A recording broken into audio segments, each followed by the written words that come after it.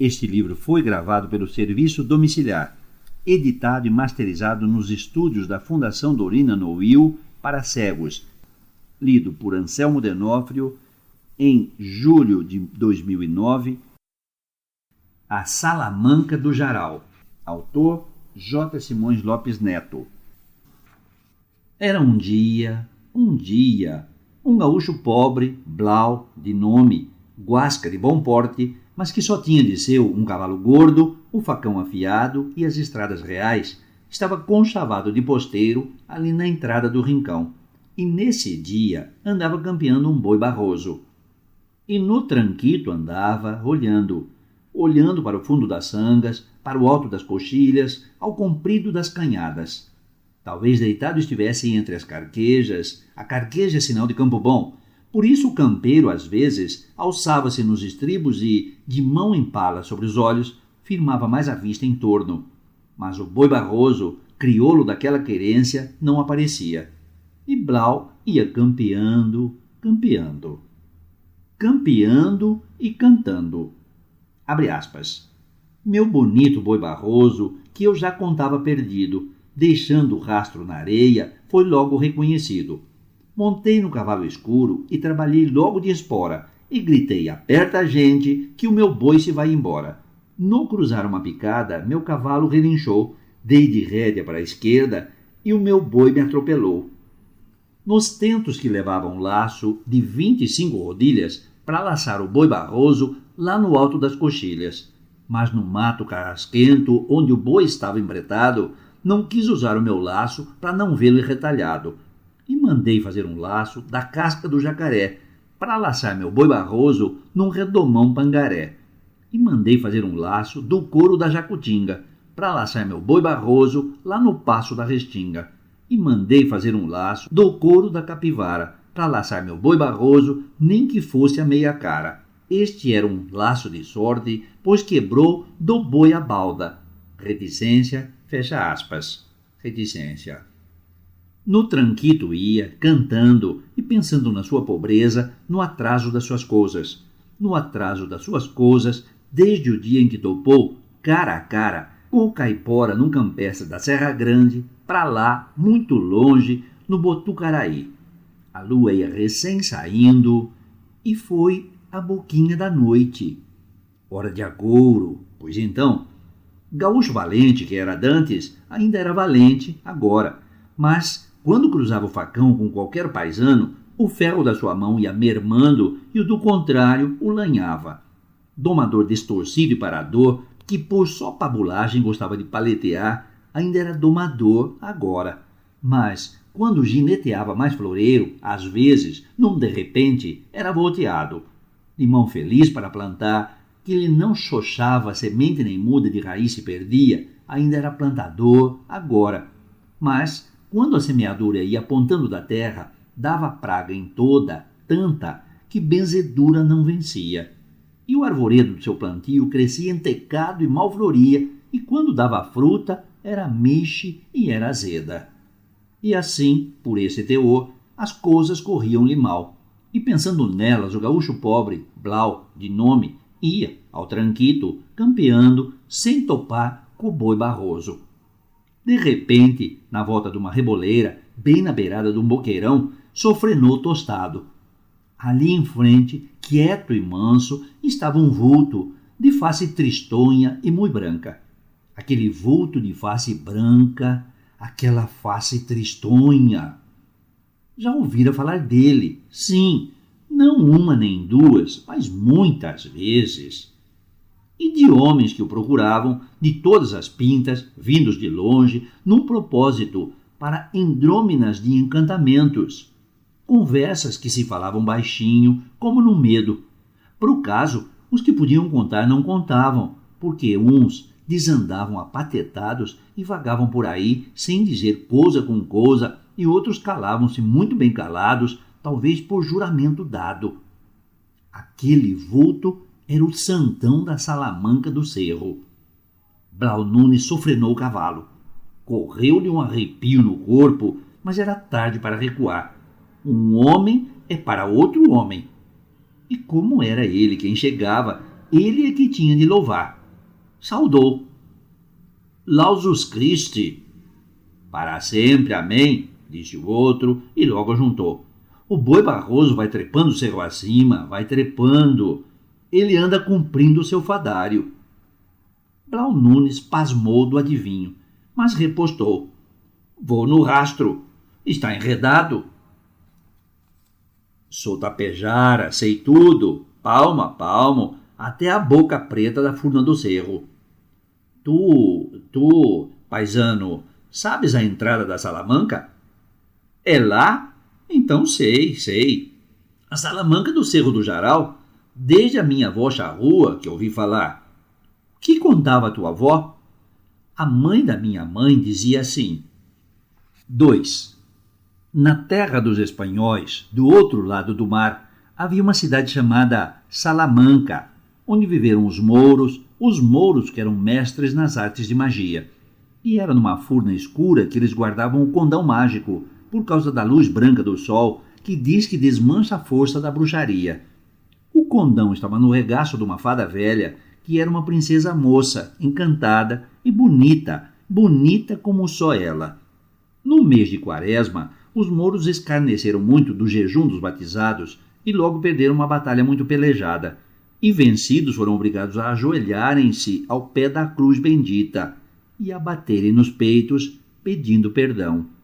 Então, depois, alguns, fingidos de cristãos, passaram o mar e vieram dar nestas terras sossegadas, procurando riquezas, ouro, prata, pedras finas, gomas cheirosas, riquezas para levantar de novo seu poder e alçar de novo a meia-lua sobre a estrela de Belém. E para a segurança das suas traças, trouxeram escondida a fada velha, que era sua formosa princesa moça. E devia ter mesmo muita força o condão, porque nem os navios se afundaram, nem os frades de bordo desconfiaram, nem os próprios santos que vinham não sentiram. Nem admira, porque o condão das mouras encantadas sempre aplastou a alma dos frades e não se importa com os santos do altar, porque esses são só imagens. Assim bateram nas praias da gente pampiana os tais mouros e mais outros espanhóis renegados. Como eles eram, todos, de alma condenada, mal puseram pé em terra, logo na meia-noite da primeira sexta-feira, foram visitados pelo mesmo diabo deles, que neste lado do mundo era chamado de Anhangapitã e muito respeitado. Então, mouros e renegados disseram ao que vinham. E Anhangapitã folgou muito. Folgou porque a gente nativa daquelas campanhas e a destas serras era gente sem cobiça de riquezas, que só comia a caça, o peixe, a fruta e as raízes que Tupã despejava sem conta, para todos, das suas mãos sempre abertas e fazedoras. Por isso, Anhangapitã folgou, porque assim minava para o peito dos inocentes as maldades encobertas que aqueles chegados traziam. E, pois, escutando o que eles ambicionavam para vencer a cruz com a força do crescente, o maldoso pegou do condão mágico, que navegara em navio bento e entre frades rezadores e santos milagrosos, esfregou no suor do seu corpo e virou em pedra transparente. E lançando o bafo queimante do seu peito sobre a farda moura, demudou-a em Teiniaguá, sem cabeça. E por cabeça, encravou então no novo corpo da encantada a pedra, aquela que era o condão, aquele. E como já era sobre a madrugada, no crescimento da primeira luz do dia, do sol vermelho que ia querendo romper dos confins por sobre o mar, por isso a cabeça de pedra transparente ficou vermelha como brasa, e tão brilhante que os olhos de gente vivente não podiam parar nela, ficando encadeados, quase cegos. E desfez-se a campanha até o dia da peleja da nova batalha, e chamaram Salamanca a furna desse encontro, e o nome ficou para as furnas todas em lembrança da cidade dos mestres mágicos. Levantou-se um ventarrão de tormenta, e Anhangapitã, trazendo num bocó a Teiniaguá, montou nele, de salto, e veio correndo sobre a correnteza do Uruguai por léguas e léguas até as suas nascentes entre serranias macotas. Depois desceu, sempre com ela. Em 7 noites de sexta-feira, ensinou-lhe a vaquianagem de todas as furnas recamadas de tesouros escondidos. escondidos pelos caiulas, perdidos para os medrosos e achadios de valentes. E há mais desses, muitos outros tesouros que a terra esconde e que só os olhos dos aoris podem vispar. Então, Anhangapitã, cansado, pegou num cochilo pesado, esperando o cardume das desgraças novas que deviam pegar para sempre. Só não tomou tenência que a Teniaguá era mulher. Aqui está tudo o que eu sei que a minha avó charrua contava à minha mãe e que ela já ouviu, como coisa velha, contar por outros que esses viram. E Blau Nunes bateu o chapéu para o alto da cabeça, deu um safanão no cinto, aprumando o facão.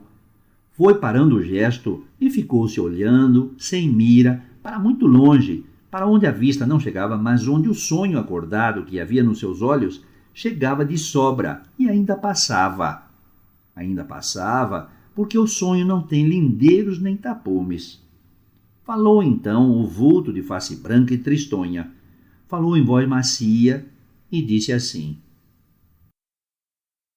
3. É certo. Não tomou tenência que a Teniaguá era mulher. Ouve, paisano. No costado da cidade onde eu vivia havia uma lagoa, larga e funda, com uma ilha de palmital no meio. Havia uma lagoa. A minha cabeça foi banhada na água benta da pia, mas nela entraram soberbos pensamentos maus. O meu peito foi ungido com santos óleos, mas nele entrou a doçura que tanto amarga do pecado. A minha boca provou do sal piedoso, e nela entrou a frescura que requeima dos beijos da tentadora. Mas é que assim era o fado. Tempo e homem virão para me libertar, quebrando o encantamento que me amarra. 200 anos hão de findar. Eu esperarei, no entanto, vivendo na minha tristeza seca, tristeza de arrependido que não chora. Tudo que volteia no ar tem seu dia de aquietar-se no chão. Era eu que cuidava dos altares e ajudava a missa dos santos padres da igreja de São Tomé, do lado ao poente do grande rio Uruguai. Sabia bem acender os círios, feitos com a cera virgem das abelheiras da serra, e bem balançar o turíbulo, fazendo ondear a fumaça cheirosa do rito, e bem tocar a santos, na quina do altar, 2 degraus abaixo, à direita do padre, e dizia as palavras do missal. E nos dias de festa sabia repicar o sino, e bater as horas, e dobrar afinados. Eu era o sacristão. Um dia, na hora do mormaço, todo o povo estava nas sombras, cesteando. Nem voz grossa de homem, nem cantoria das moças, nem choro de crianças. Tudo cesteava. O sol faiscava nos pedregulhos lustrosos e a luz parecia que tremia, peneirada no ar parado, sem uma viração. Foi nessa hora que eu saí da igreja, pela portinha da sacristia, levando no corpo a frescura da sombra benta, levando na roupa o cheiro da fumaça piedosa. E saí sem pensar em nada, nem de bem nem de mal. Fui andando como levado. Todo o povo cesteava, por isso ninguém viu. A água da lagoa borbulhava toda, numa fervura, ronquejando tal e qual como uma marmita no borralho. Por certo que lá embaixo, dentro da terra, é que estaria o braseiro que levantava aquela fervura que cozinhava os juncos e as traíras e pelava as pernas dos socós e espantava todos os mais bichos barulhentos daquelas águas. Eu vi o milagre de ferver toda uma lagoa. Ferver sem fogo que se visse. A mão direita, pelo costume, andou para fazer o pelo sinal e parou, pesada como chumbo. Quis rezar um credo e a lembrança dele recuou. E voltar, correr e mostrar o Santíssimo, e tanger o sino em dobre, e chamar o Padre Superior, tudo para esconjurar aquela obra do inferno, e nada fiz sem força na vontade, nada fiz sem governo no corpo. E fui andando como levado, para de mais perto ver e não perder de ver o espantoso. Porém logo outra força acalmou tudo. Apenas a água fumegante continuou retorcendo os lodos remexidos, onde boiava toda uma mortandade dos viventes que morrem sem gritar. Era no fim de um lancete comprido, estrada batida e limpa, de todos os dias as mulheres irem para a lavagem. E quando eu estava na beira da água, vendo o que estava vendo, então rompeu dela um clarão maior que o da luz a pino do dia, clarão vermelho, como de um sol morrente, e que luzia desde o fundão da lagoa e varava a água barrenta. E veio crescendo para a barranca, e saiu e tomou terra, e sem medo e sem ameaça, veio andando para mim a sempre escapada maravilha. Maravilha que os que nunca viram juravam sempre ser verdade, e que eu, que estava vendo, ainda jurava ser mentira. Era a Teniaguá, de cabeça de pedra luzente, pois sem dúvida, dela já tinha ouvido ao Padre Superior a história contada de um encontradiço que quase cegou de teimar em agarrá-la. Entrecerrei os olhos, coando a vista, cautelando o perigo. Mas a Teniaguá veio-se me chegando, deixando no chão duro um rastro d'água que escorria e logo secava, do seu corpinho verde de lagartixa engraçada e buliçosa. Lembrei-me, como quem olha dentro de uma cerração, lembrei-me do que corria na voz da gente sobre o entanguimento que traspassa o nosso corpo na hora do encantamento. É como azeite fino num couro ressequido. Mas não perdi de todo a retentiva, pois que da água saía é que na água viveria. Ali perto, entre os capins, vi uma guampa e foi o quanto agarrei dela e enchia na lagoa, ainda escaldando, e frenteei a Teniaguá que, da vereda que levava, entreparou-se, tremente, firmando nas patinhas da frente a cabeça cristalina, como curiosa, faiscando. De olhos apertados, piscando, para me não atordoar de um golpe de cegueira, assentei no chão a guampa e, preparando o bote, num repente, entre susto e coragem, segurei a Teniaguá e metia para dentro dela. Neste passo senti o coração como que martelar-me no peito e a cabeça sonando como um sino de catedral. Corri para o meu quarto, na casa grande dos Santos Padres. Entrei pelo cemitério, por detrás da igreja, e, desatinado, derrubei cruzes, pisoteei ramos, calquei sepulturas. Todo o povo cesteava. Por isso ninguém viu. Fechei a guampa dentro da canastra e fiquei estatelado, pensando. Pelo falar do Padre Superior, eu bem sabia que quem prendesse a Teniaguá ficava sendo o homem mais rico do mundo. Mais rico que o Papa de Roma, e o imperador Carlos Magno, e o rei da Trebisonda, e os cavaleiros da Tábula. Nos livros que eu lia, esses todos eram os mais ricos que se conhecia. E eu, agora. E não pensei mais dentro da minha cabeça, não. Era uma coisa nova e esquisita. Eu via, com os olhos, os pensamentos diante deles, como se fossem coisas que se pudesse tantear com as mãos. E foram-se escancarando portas de castelos e palácios, onde eu entrava e saía, subia e descia escadarias largas, chegava às janelas, arredava reposteiros, deitava-me em camas grandes, de pés torneados, esbarrava-me em trastes que nunca tinha visto e servia-me em baixelas estranhas, que eu não sabia para o que prestavam. E foram se estendendo e alargando campos sem fim, perdendo o verde no azul das distâncias e ainda lindando com outras estâncias que também eram minhas e todas cheias de gadaria, rebanhos e manadas. E logo cancheava erva nos meus ervais, cerrados e altos como mato virgem. E atulhava de planta colhida, milho, feijão, mandioca, os meus paióis. E detrás das minhas camas, em todos os quartos dos meus palácios, amontoava surrões de ouro em pó e pilhotes de barras de prata.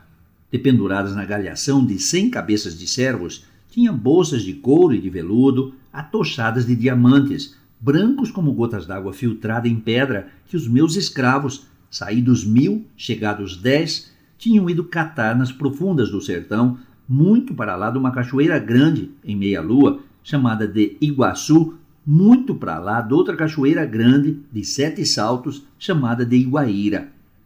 Tudo isto eu media e pesava e contava até cair de cansaço. E mal que respirava um descanso, de novamente pegava a contar, a pesar, a medir. Tudo isto eu podia ter, e tinha, porque era o dono da Teniaguá, que estava presa dentro da guampa, fechada na canastra forrada de couro cru, talxiada de cobre, dobradiças de bronze. Aqui ouvi o sino da torre badalando para a oração da meia-tarde. Pela primeira vez, não fui eu que toquei. Seria um dos padres na minha falta. Todo o povo cesteava, por isso ninguém viu. Voltei a mim. Lembrei-me de que o animalzinho precisava alimento. Tranquei portas e janelas e saí para buscar um porongo de mel de leite iguana por ser o mais fino. E fui. Melei e voltei.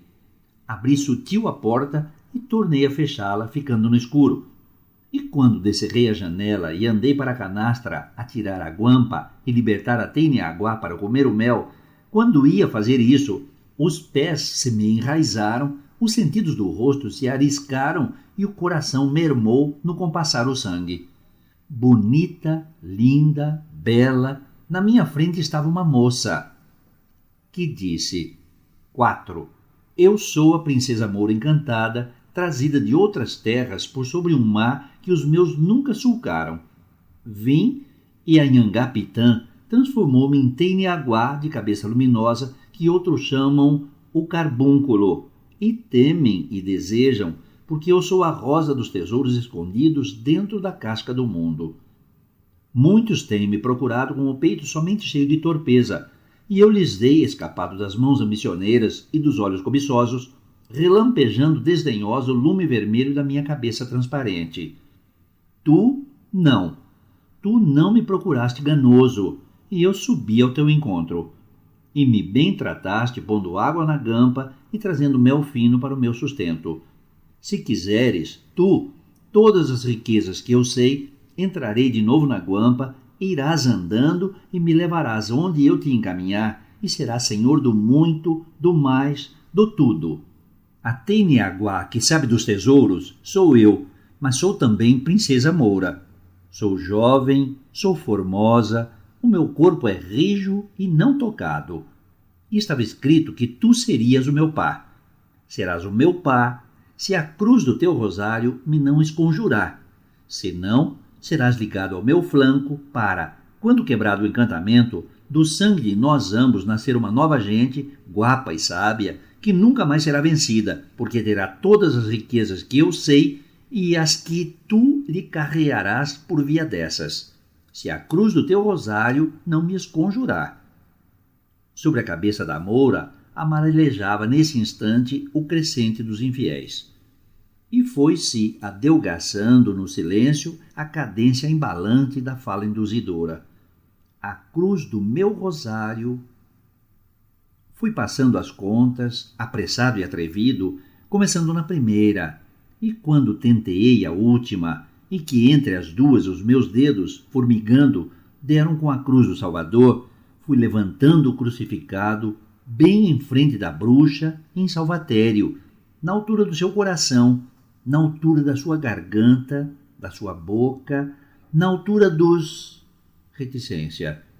E aí parou, porque olhos de amor, tão soberanos e cativos, em 1000 vidas de homem outros se não viram. Parou, e a minha alma de cristão foi saindo de mim, como o sumo se aparta do bagaço, como o aroma sai da flor que vai apodrecendo. Cada noite era meu ninho o regaço da Moura, mas, quando batia a alva, ela desaparecia ante a minha face cavada de olheiras. E crivado de pecados mortais, no adjutório da missa trocava os amém, e todo me estortegava e doía quando o padre lançava a bênção sobre a gente ajoelhada que rezava para alívio dos seus pobres pecados, que nem pecados eram comparados com os meus. Uma noite ela quis misturar o mel do seu sustento com o vinho do santo sacrifício, e eu fui, busquei no altar o copo de ouro consagrado, todo lavrado de palmas e resplendores, e trouxe-o transbordante, transbordando. De boca para boca, por lábios incendiados, o passamos.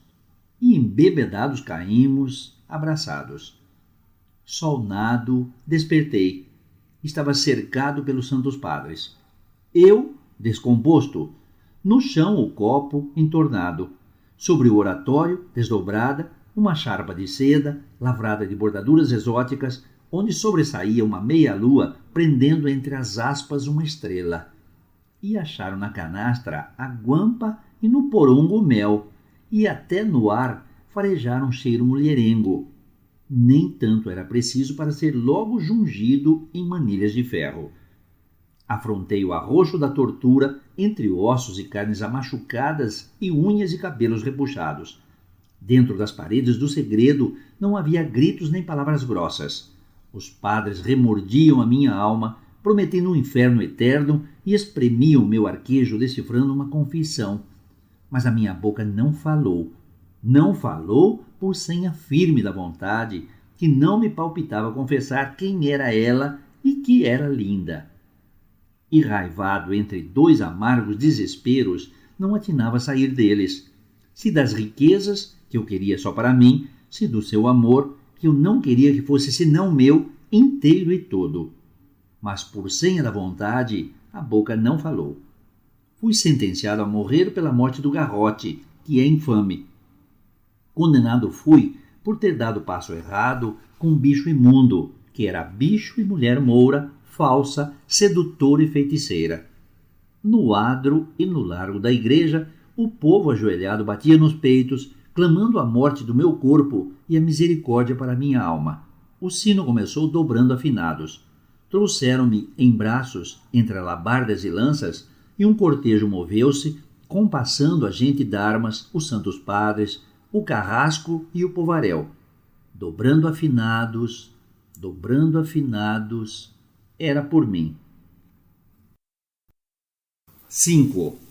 E quando, sem mais esperança nos homens, nem no socorro do céu, chorei uma lágrima de adeus a Teniaguá encantada, dentro do meu sofrer floreteou uma réstia de saudade do seu cativo e soberano amor. Como em rocha dura serpenteia, às vezes, um fio de ouro alastrado e firme, como uma raiz que não quer morrer. E aquela saudade parece que saiu para fora do meu peito, subiu aos olhos feito em lágrima e ponteou para algum rumo, ao encontro de outra saudade rastreada sem engano.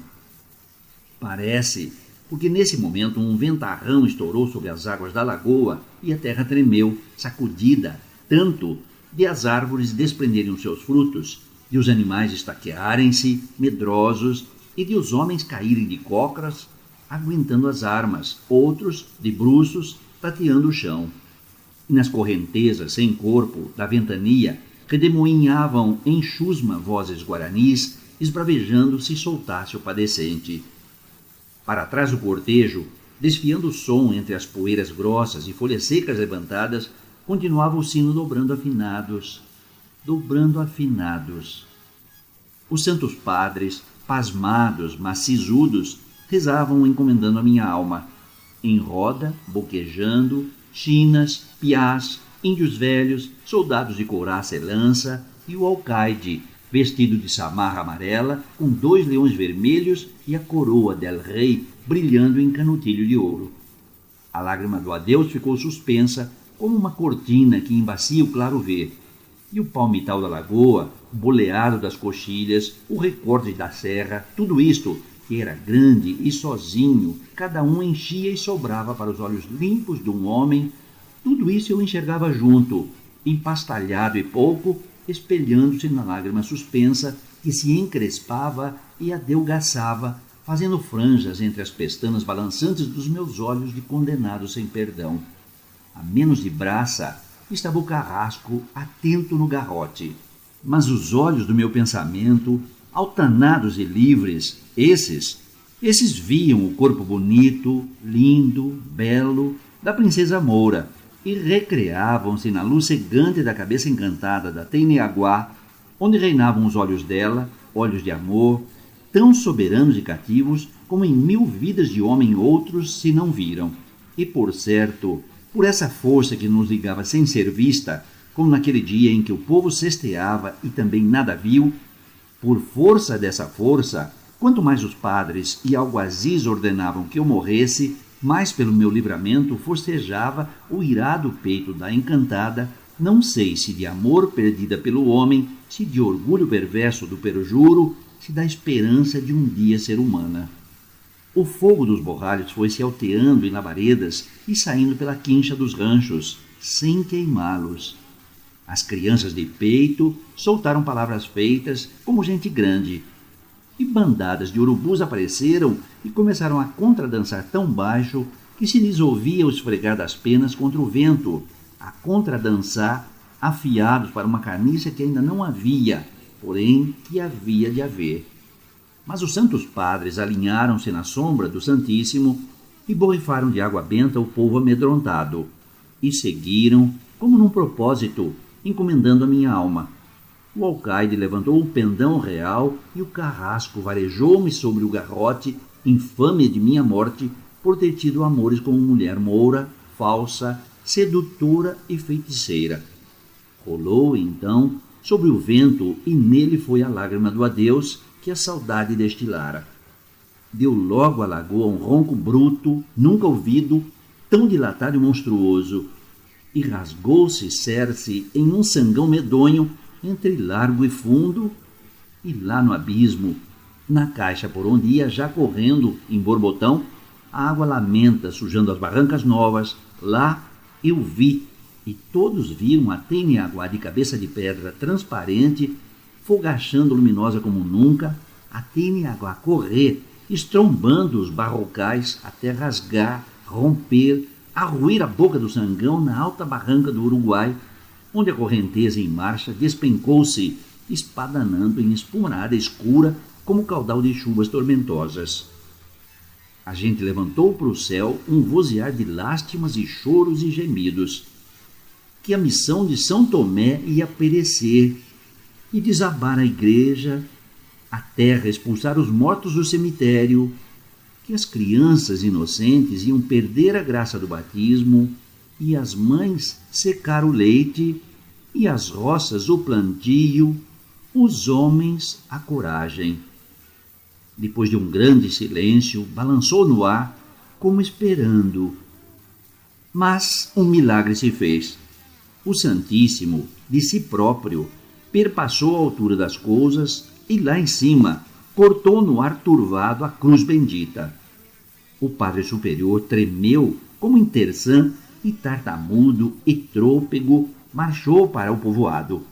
Os acólitos seguiram e o alcaide, os soldados, o carrasco e a indiada toda desandou, como em procissão, emparvados, num assombro e sem ter mais do que temer, porque ventos, fogo, urubus e estrondo se humilharam, fenecendo, dominados. Fiquei sozinho, abandonado, e no mesmo lugar e mesmos ferros posto. Fiquei sozinho, ouvindo com os ouvidos da minha cabeça as ladainhas que iam minguando em retirada, mas também ouvindo com os ouvidos do pensamento o chamado carinhoso da Tênia-Aguá. Os olhos do meu rosto viam a consolação da graça de Maria Puríssima que se alonjava, mas os olhos do pensamento viam a tentação do riso mimoso da Tênia-Aguá. O nariz do meu rosto tomava o faro do incenso que fugia, ardendo e perfumando as santidades.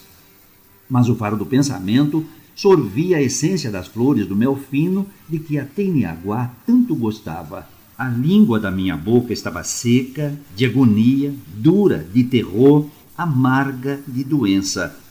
Mas a língua do pensamento saboreava os beijos da Tênia-Aguá, doces e macios, frescos e sumarentos como polpa de guabiju polido ao nascer do sol. O tato das minhas mãos tocava manilhas de ferro que me prendiam por braços e pernas, mas o tato do pensamento roçava sôfrego pelo corpo da encantada, torneado e rijo, que se encolhia em ânsias, arrepiado como um lombo de jaguar no cio, que se estendia, planchado como um corpo de cascavel em fúria. E tanto como o povo ia entrando na cidade, eu ia chegando à barranca do Uruguai, tanto como as gentes lá ia acabando as orações para alcançar a clemência divina, ia eu começando o meu fadário, todo dado a Tênia-Aguá, que me enfeitiçou de amor, pelo seu amor de princesa moura, pelo seu amor de mulher, que vale mais que destino de homem. Sem peso de dores nos ossos e nas carnes, sem peso de ferros no corpo, Sem peso de remorsos na alma, passei o rio para o lado do nascente. A Teniaguá fechou os tesouros da outra banda e juntos fizemos então um caminho para o Cerro do Jaral, que ficou sendo o paiol das riquezas de todas as salamancas dos outros lugares. Para a memória do dia tão espantoso, lá ficou o sangão rasgado na baixada da cidade de Santo Tomé desde o tempo antigo das missões. 6. Faz 200 anos que aqui estou. Aprendi sabedorias árabes e tenho tornado contentes alguns raros homens que bem sabem que a alma é um peso entre o mandar e o ser mandado. Nunca mais dormi. Nunca mais nem fome, nem sede, nem dor, nem riso. Passeio no palácio maravilhoso, dentro deste Cerro do Jaral, ando sem parar e sem cansaço. Piso com pés vagarosos, piso torrões de ouro em pó, que se desfazem como terra fofa. O areião dos jardins, que calco, enjoado, é todo feito de pedras verdes e amarelas e escarlates, azuis, rosadas, violetas. E quando a encantada passa, todas incendeiam-se num íris de cores rebrilhantes, como se cada uma fosse uma brasa viva, faiscando-se em a mais leve cinza. Há poços largos que estão atulhados de doblões e de onças e peças de joias e armaduras, tudo ouro maciço do Peru e do México e das Minas Gerais, tudo cunhado com os troféus dos senhores reais de Portugal e de Castela e Aragão. E eu olho para tudo, enfarado de ter tanto e de não poder gozar nada entre os homens, como quando era como eles, e como eles gemia necessidades e cuspia invejas, tendo horas de bom coração por dias de maldade e sempre aborrecimento por que possuía, ambicionando o que não possuía. O encantamento que me aprisiona consente que eu acompanhe os homens de alma forte e coração sereno que quiserem contratar a sorte nesta salamanca que eu tornei famosa do Jaral. Muitos têm vindo e têm saído piorados, para lá longe irem morrer do medo aqui pegado, ou andarem pelos povoados assustando as gentes, loucos, ou pelos campos fazendo vida com os bichos brutos. Poucos toparam a parada. Mas esses que toparam tiveram o que pediram, que a rosa dos tesouros, amor encantada, não desmente o que eu prometo, nem retoma o que dá. E todos os que chegam desejam um resgate de si próprios para o nosso livramento um dia. Mas todos os que vieram são altaneiros e vieram arrastados pela ânsia da cobiça, ou dos vícios, ou dos ódios. Tu foste o único que veio sem pensar e o único que me saudou como filho de Deus. Foste o primeiro, até agora. Quando tecer a saudação de cristão bafejar estas alturas, o encantamento cessará, porque eu estou arrependido. E como Pedro apóstolo, que 3 vezes negou Cristo, foi perdoado, eu estou arrependido e serei perdoado. Está escrito que a salvação há de vir assim, e por bem de mim, quando cessar o meu, cessará também o encantamento da Teniaguá. E quando isso se der, a salamanca desaparecerá, e todas as riquezas, todas as pedras finas, todas as peças cunhadas, todos os sortilégios, todos os filtros para amar por força, para matar, para vencer, tudo se virará em fumaça que há de sair pelo cabeço roto do cerro, espalhada na rosa dos ventos, pela rosa dos tesouros. Tu me saudaste, o primeiro, tu, saudaste-me como cristão. Pois bem, alma forte e coração sereno. Quem isso tem, entra na salamanca, toca o condão mágico e escolhe do quanto quer. Alma forte e coração sereno. A furna escura está lá. Entra. Lá dentro sopra um vento quente que apaga qualquer torcida de candeia, e tramado nele corre outro vento frio, que corta como serrilha de geada. Não há ninguém lá dentro, mas bem que se escuta voz de gente, vozes que falam, mas não se entende o que dizem, porque são línguas atoradas que falam, são os escravos da princesa Moura, os espíritos da Teniaguá. Não há ninguém, não se vê ninguém. mas há mãos que batem, como convidando, no ombro do que entra firme e que empurram, como ainda ameaçando o que recua com medo. Alma forte e coração sereno. Se entrares assim, se te portares lá dentro assim, podes então querer e serás servido. Mas governa o pensamento e segura a língua. O pensamento dos homens é que os levanta acima do mundo, e a sua língua é que os amesquinha. Alma forte, coração sereno. Vai. Blau, o guasca, apeou-se. Maneou o flete e, por de seguro ainda pelo cabresto, prendeu-o a um galho de cambuim que verga sem quebrar-se. Rodou as esporas para o peito do pé, aprumou de bom jeito o facão, santiguou-se e seguiu. Calado fez, calado entrou. O sacristão levantou-se e o seu corpo desfez-se em sombra na sombra da reboleira. O silêncio que então se desdobrou era como o vôo parado das corujas. Metia medo. 7. Blau Nunes foi andando. Entrou na boca da toca apenas aí clareada, e isso pouco, por causa da enrediça da ramaria que se cruzava nela. Para o fundo era tudo escuro. Andou mais num corredor de umas braças. Mais ainda, 7 corredores nasciam deste. Blau Nunes foi andando. Enveredou por um deles. Fez voltas e contravoltas, subiu, desceu. Sempre escuro. Sempre silêncio. Mãos de gente, sem gente que ele visse, batiam-lhe no ombro. Numa cruzada de carreiros, sentiu o ruído de ferros que se chocavam, tinir de muitas espadas, seu conhecido. Por então, o escuro ia já mudado no luzir de vagalume. Grupos de sombras com feitio de homens peleavam de morte. Nem pragas, nem fuzilar d'olhos raivosos, porém furiosos eram os golpes que elas iam talhando umas nas outras, no silêncio. Blau teve um relance de parada, mas atentou logo no dizer do vulto de face branca e tristonha, alma forte, coração sereno. E meteu o peito por entre o espinheiro das espadas, sentiu o corte delas, o fino das pontas, o redondo dos copos. Mas passou, sem nem olhar aos lados, num entono, escutando, porém, choros e gemidos dos peleadores. Mãos mais leves bateram-lhe no ombro, como carinhosas e satisfeitas. Outro mais ruído nenhum ouvia ele no ar quieto da furna e o rangido dos cabrestilhos das suas esporas. Blau Nunes foi andando. Andando numa luz macia que não dava sombra.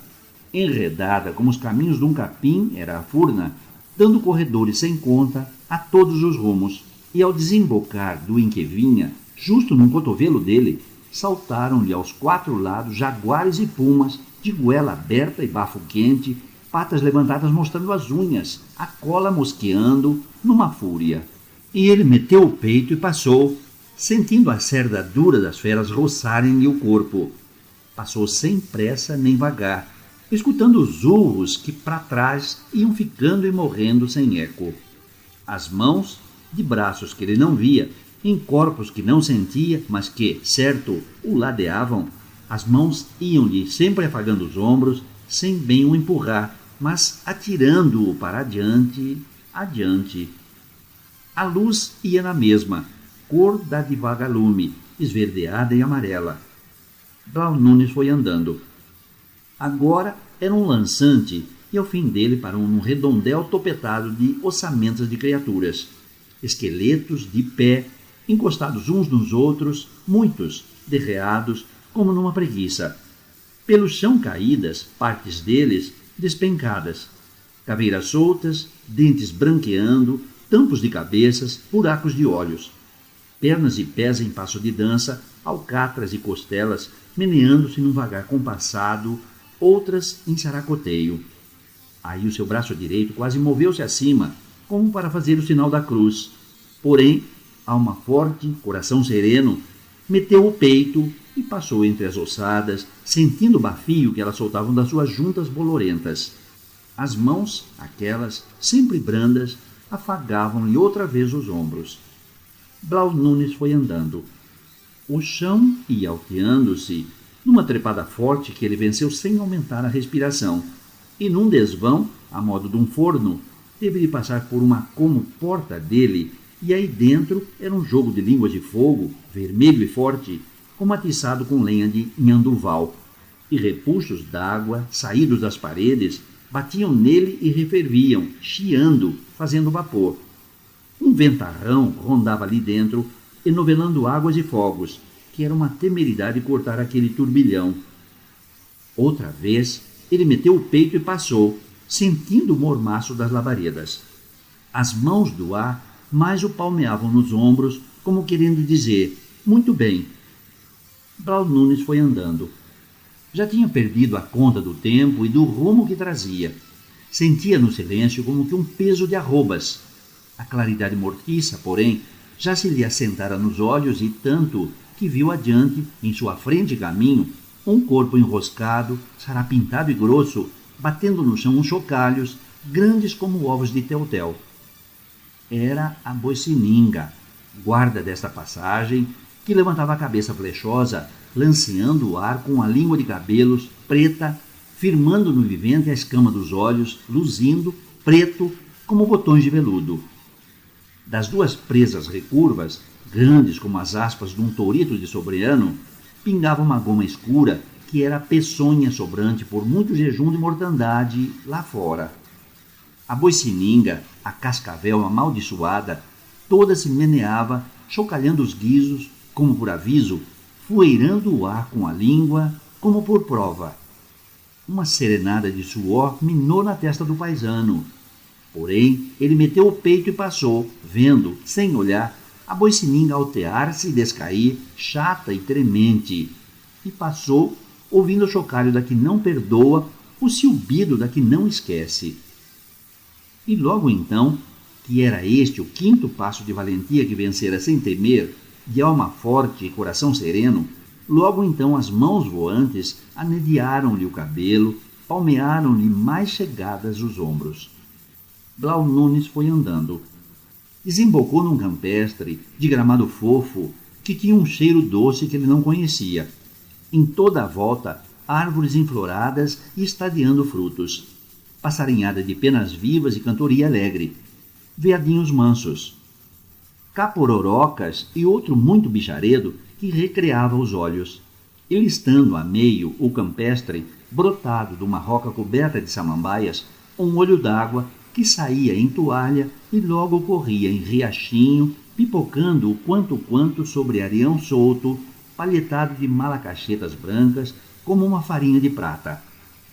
E logo uma ronda de moças, cada qual que mais cativa.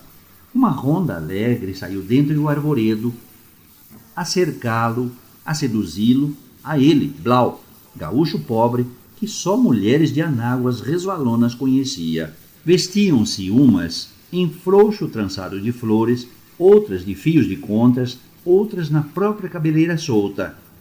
Estas chegavam-lhe à boca caramujos estrambóticos, cheios de bebida recendente e fumegando entre vidros frios como de geada. Dançavam outras num requebro marcado como por música. Outras lá acenavam-lhe para a lindeza dos seus corpos, atirando no chão esteiras macias, num convite aberto e ardiloso. Porém, ele meteu o peito e passou, com as fontes golpeando, por motivo do ar malicioso que o seu bofe respirava. Blau Nunes foi andando. Entrou no arvoredo e foi logo rodeado por uma tropa de anões, cambaios e cabeçudos, cada qual melhor para a galhofa, e todos em piruetas e mesuras, fandangueiros e volantins, pulando como aranhões, armando lutas, fazendo caretas impossíveis para rostos de gentes. Porém o paisano meteu o peito neles e passou, sem nem sequer um ar de riso no canto dos olhos. E com este, que era o último, contou os 7 passos das provas. E logo então, aqui, surgiu-lhe em frente o vulto de face tristonha e branca que, por certo, lhe andara nas pisadas de companheiro, sem corpo e sem nunca lhe valer nos apuros do caminho, e tomou-lhe a mão. E Blau Nunes foi seguindo. Por detrás de um cortinado como de escamas de peixe dourado, havia um socavão reluzente, e sentada numa banqueta transparente, Fogueando cores como as do arco-íris, estava uma velha, muito velha, carquincha e curvada e como tremendo de caduca. E segurava nas mãos uma varinha branca que ela revirava e tangia e atava em nós que se desfaziam, laçadas que se deslaçavam e torcidas que se destorciam, ficando sempre linheira. Cunhã, disse o vulto, o paisano quer. Tu vieste, tu chegaste. Pede tu, pois, respondeu a velha. E moveu e ergueu o corpo magro, dando estalos nas juntas, e levantou a varinha para o ar. Logo o condão coriscou por sobre ela uma chuva de raios, mais que como num temporal desfeito das nuvens carregadas cairia. E disse: por 7 provas que passaste, 7 escolhas dar-te-ei. Paisano, escolhe, para ganhar a parada em qualquer jogo, de naipes, que as mãos ajeitam, de dados, que a sorte revira, de cavalos, que se cotejam, do osso, que se sopesa, da rifa. Queres? Não, disse Blau, e todo o seu parecer foi se mudando num semblante como de sonâmbulo, que vê o que os outros não veem, como os gatos, que acompanham com os olhos coisas que passam no ar e ninguém vê. Para tocar a viola e cantar, amarrando nas cordas dela o coração das mulheres que te escutarem, e que hão de sonhar contigo e ao teu chamado irão, obedientes como aves varadas pelo olhar das cobras, deitar-se entregues ao dispor dos teus beijos, ao apertar dos teus braços, ao resfolegar dos teus desejos. Queres? Não, respondeu a boca, por mandado só do ouvido. Para conhecer as ervas, as raízes, os sucos das plantas, e assim poderes curar os males dos que tu estimares ou desfazer a saúde dos que aborreceres. E saber simpatias fortes para dar sonhos ou loucura, para tirar a fome, relaxar o sangue e gretar a pele e espumar os ossos. Ou para ligar apartados, achar coisas perdidas, descobrir invejas. Queres? Não. Para não errar golpe, de tiro, lança ou faca, em teu inimigo, mesmo no escuro ou na distância, parado ou correndo, destro ou prevenido, mais forte que tu ou astucioso. Queres? Não. Para seres mandão no teu distrito e que todos te obedeçam sem resmungos. Seres língua com os estrangeiros e que todos te entendam. Queres? Não. Para seres ricaço de campo e gado e manadas de todo o pelo. Queres? Para fazeres pinturas em tela, versos harmoniosos, novelas de sofrimentos, autos de chocarrice, músicas de consolar, lavores no ouro, figuras no mármore. Queres? Não. Pois que em 7 poderes te não fartas, nada te darei, porque do que te foi prometido nada quiseste. Vai-te! Blau nem se moveu, e, carpindo dentro em si a própria rudeza, pensou no que queria dizer e não podia, e que era assim. Tem-me-aguá encantada. Eu te queria a ti, porque tu és tudo. És tudo o que eu não sei o que é, porém que atino que existe fora de mim, em volta de mim, superior a mim. Eu te queria a ti, tem-me-aguá encantada. Mas uma escuridão fechada, como nem noite a mais escura da parelha, caiu sobre o silêncio que se fez, e uma força torceu o paisano. Blau Nunes arrastou um passo e outro e terceiro, e desandou o caminho. E quanto ele andara em voltas e contravoltas, em subidas e descidas, tanto em direitura foi bater na boca da furna por onde havia entrado sem engano.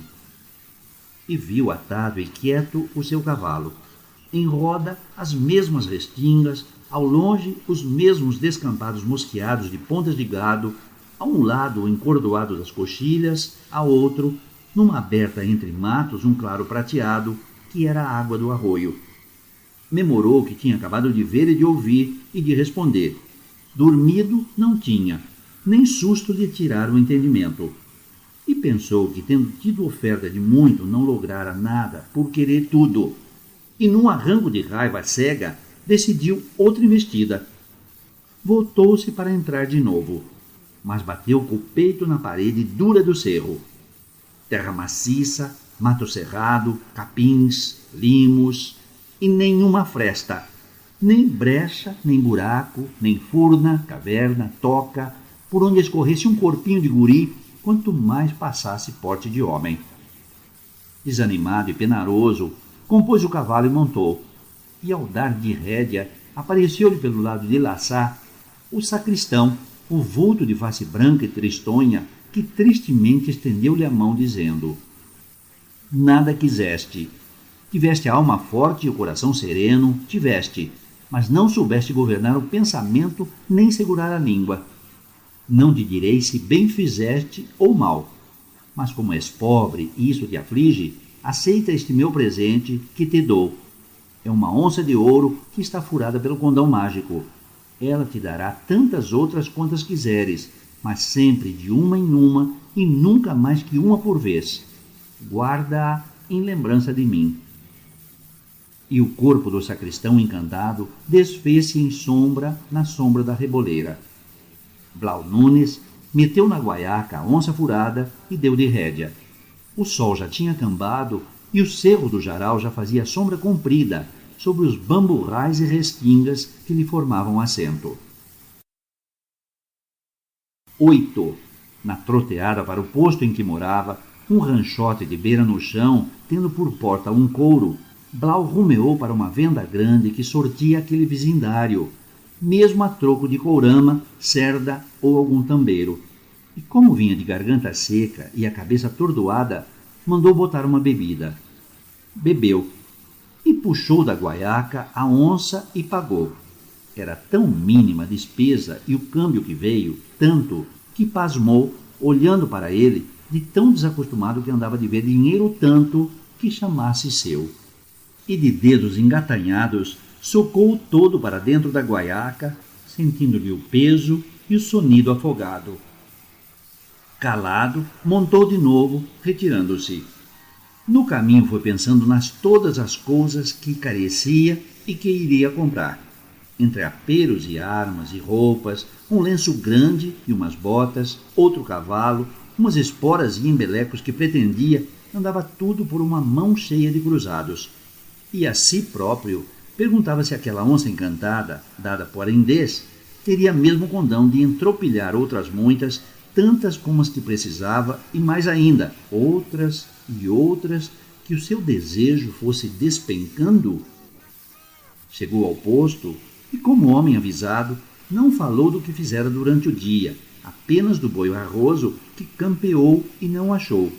E no dia seguinte, logo cedo saiu a empeçar a prova do prometido. Naquele mesmo negociante, ajustou umas roupas tafulonas, e mais uma adaga de cabo e bainha com anéis de prata, e mais as esporas e um rebenque de argolão. Toda a compra passava de 3 onças. E Blau, as pontes latejando, a boca cerrada, num aperto que lhe fazia doer o carrinho, piscando os olhos, a respiração atropelada, todo ele numa desconfiança, Blau, por debaixo do seu balandral remendado, começou a gargantear a guaiaca. Caiu-lhe na mão uma onça, e outra, e outra, e outra. As 4, que por agora eram tão de jeito. Mas não caíram 2 e 2, ou 3 e 1, ou as 4 juntas, porém, sim, de uma a uma, as 4, de cada vez só uma.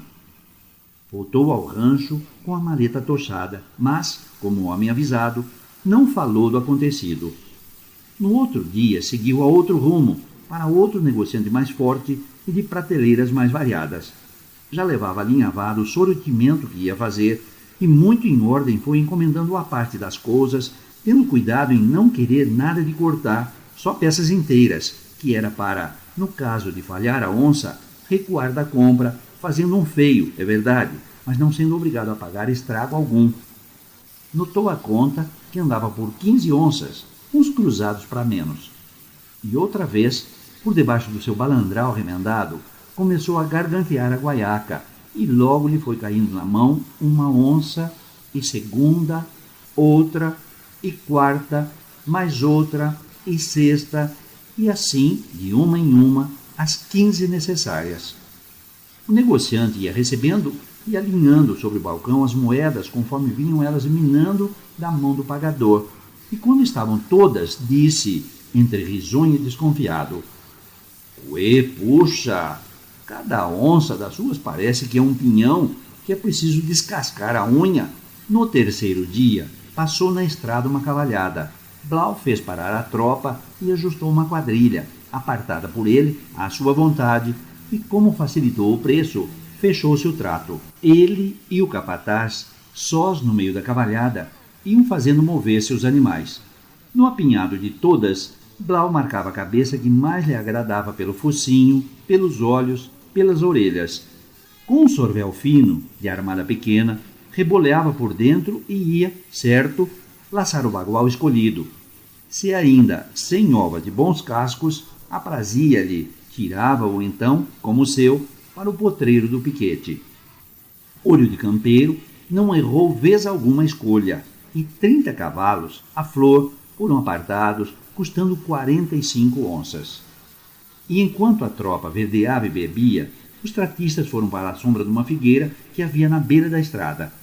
Blau, por debaixo do seu balandral remendado, ainda desconfiando, começou a gargantear a guaiaca, e foi logo aparando, onça por onça, 1, 3, 6, 10, 18, 25, 40, 45. O vendedor, estranhando aquela novidade e demora, não se conteve e disse: Amigo, as suas onças parecem talas de Jerivá, que só cai uma de cada vez. Depois desses 3 dias de prova, Blau acreditou na onça encantada. Arrendou um campo e comprou gado, para mais de 10.000 cabeças, aquerenciado.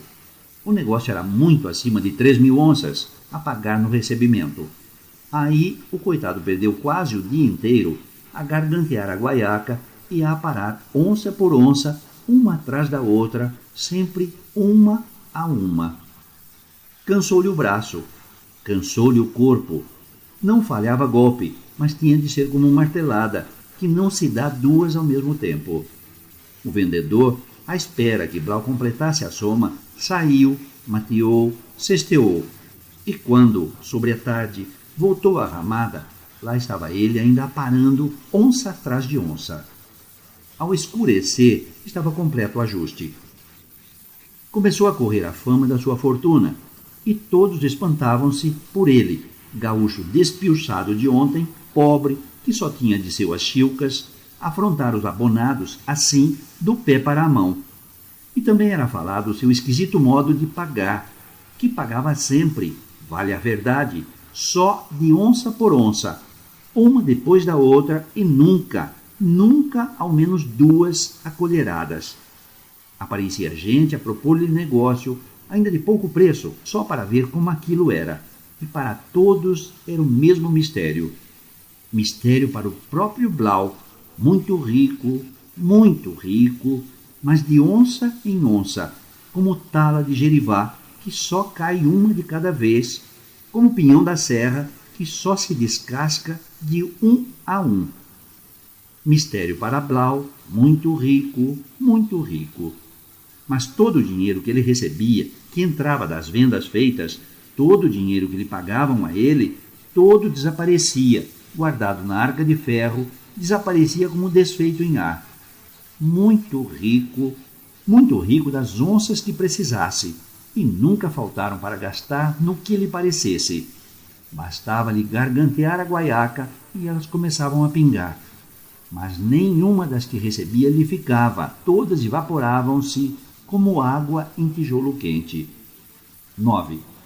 Então começou a correr um boquejo de ouvido para ouvido, e era que ele tinha parte com o diabo, e que o dinheiro dele era maldito, porque todos com quem tratava e recebiam das suas onças, todos entravam, ao depois, a fazer maus negócios, e todos pediam em prejuízos exatamente a quantia igual à de suas mãos recebia. Ele comprava e pagava à vista, é certo.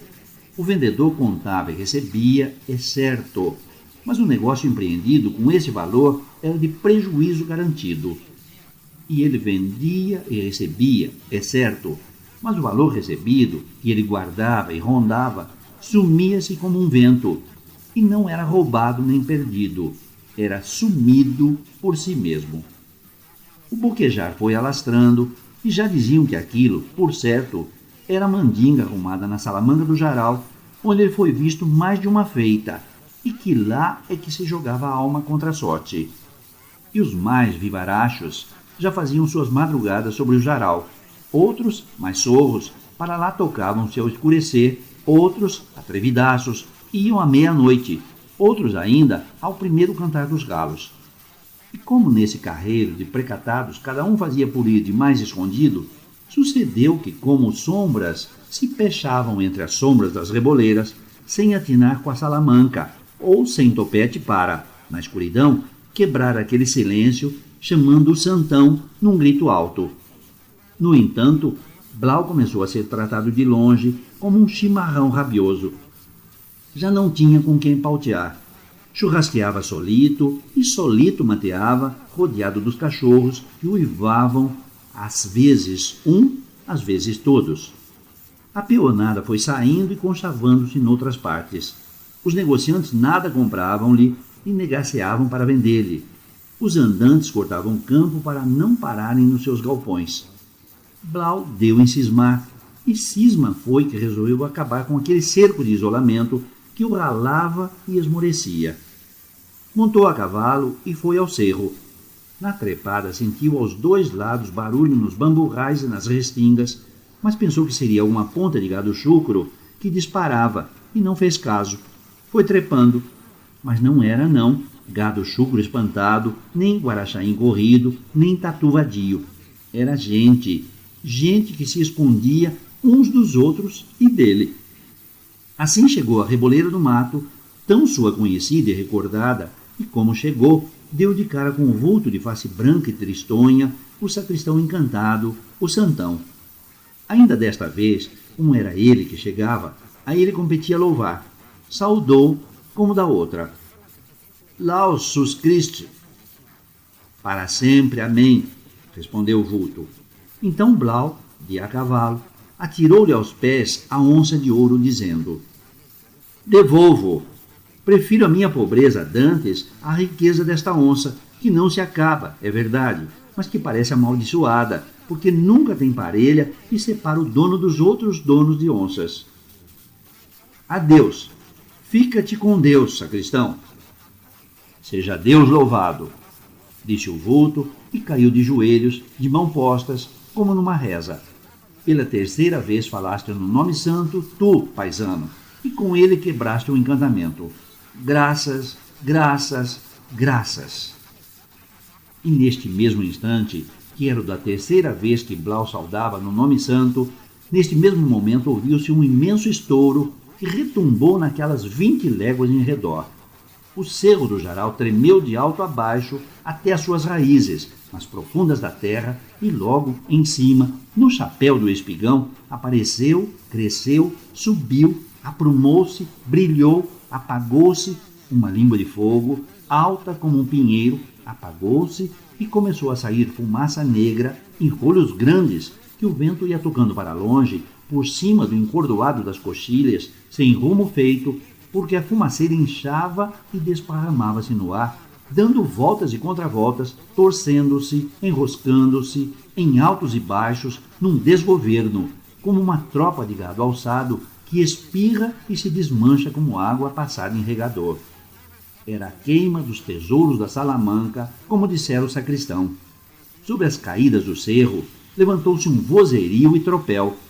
Eram os maulas que andavam rastreando a furna encantada e que agora fugiam, desguaritados, como filhotes de perdiz. 10. Para os olhos de Blau, o cerro ficou como de vidro transparente, e então viu ele o que lá dentro se passava. Os brigões, os jaguares, os esqueletos, os anões, as lindas moças, a boicininga, tudo, torcido e enovelado, amontoado, resolvido, corcoveava dentro das labaredas vermelhas que subiam e apagavam-se dentro dos corredores, cada vez mais carregados de fumaça. E urros, gritos, tinidos, silbidos, gemidos, tudo se confundia no tronar da voz maior que estrondeava no cabeço empenachado do cerro.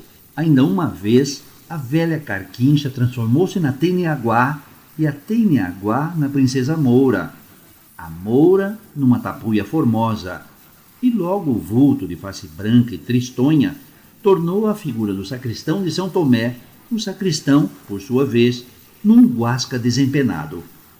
E assim, quebrado o encantamento que suspendia fora da vida das outras aquelas criaturas vindas do tempo antigo e de lugar distante, aquele par, juntado e tangido pelo destino, que é o Senhor de todos nós, aquele par novo, de mãos dadas como namorados, deu costas ao seu desterro e foi descendo a pendente do Coxilhão até a várzea limpa, plana e verde, serena e amornada de sol claro, toda bordada de boninas amarelas, de bibis roxas, de malmiqueres brancos, como uma cancha convidante para uma cruzada de ventura em viagem de alegria a caminho do repouso.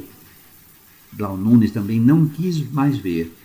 Traçou sobre o seu peito uma cruz larga de defesa, na testa do seu cavalo outra, e deu de rédea, e despacito foi baixando a encosta do cerro, com o coração aliviado e retinindo como se dentro dele cantasse o passarinho verde.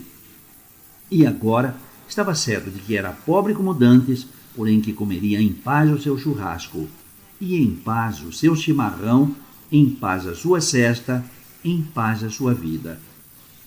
Assim acabou a Salamanca do Cerro do Jaral, que aí durou 200 anos, que tanto se contam desde o tempo das 7 missões em que estas coisas principiaram. Anhangapitã, também, desde aí, não foi mais visto. Dizem que, desgostoso, anda escondido, por não haver tomado bem tenência, que a Teniaguá era mulher.